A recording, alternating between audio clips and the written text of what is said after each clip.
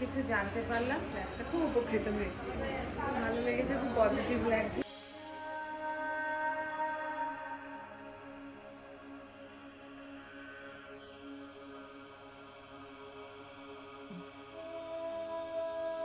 ভালো লাগলো ক্লাস করে, অনেক কিছু যেগুলো জানতাম না, অনেক মুদ্রার ব্যাপারে অনেক কিছু নলেজ হয়েছে, অনেক কিছু খুব ভালো লেগেছে। খুব সুন্দর, মানে ভাষায় প্রকাশ করা যাবে না, এত সুন্দর ক্লাস লাগলো।